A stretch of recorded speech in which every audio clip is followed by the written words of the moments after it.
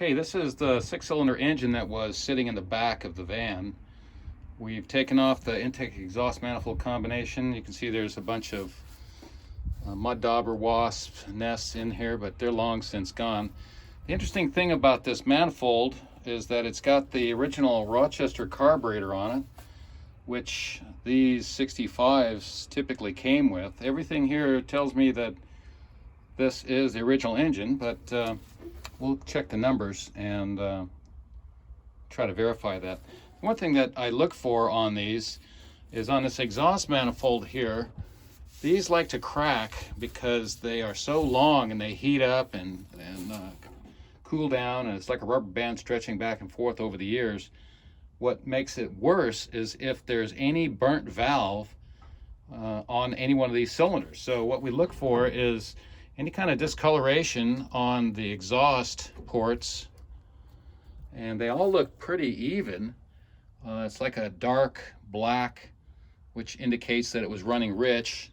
That's fine. What we really don't want to see is anything that shows uneven color, like one cylinder being really white. And the other thing we look for is that this exhaust manifold doesn't have any cracks or anything like some, looks like alligator skin. So we're not seeing any of that on this, which is good, which tells me that this exhaust manifold is quite possibly a keeper. Got a little bit more discoloration there from rust, but I'm not too concerned about that.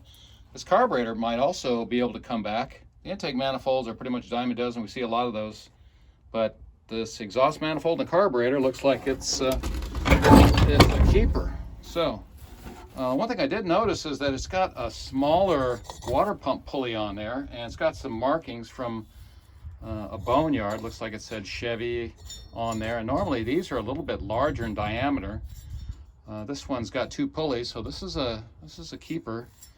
If nothing else, that it fits on the stock water pump, and I don't see too many of those. This harmonic balancer looks okay. The thing you want to look for here is if there's rubber pulling out. It's still hard to tell, but we'll clean this up, and if this rubber that is between the outside and the inside is torn out, then that's not really a good harmonic balancer. So the other thing I noticed is they did a little constructive work here. This is the part of the crankcase ventilation system, goes to the air cleaner, and they got it stuffed with, looks like a valve stem. So they didn't really much like air pollution controls. But anyway, I'll show you something else here. This is the head, and it also shows exhaust, intake, exhaust, intake, exhaust, intake, exhaust. And so what we're looking for here is this discoloration, like I was saying, and I don't really see anything.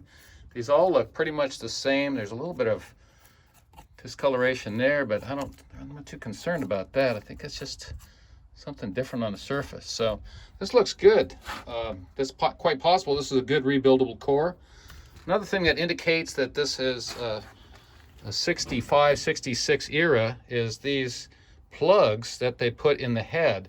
These are typically for air injection nozzles, right there, and they've got those capped off, which it could be original, but I mean it could be capped off originally, but I doubt it, since one of the things that we found here was a smog pump. So I believe this was smog pump equipped, and they actually came on 66 California and newer.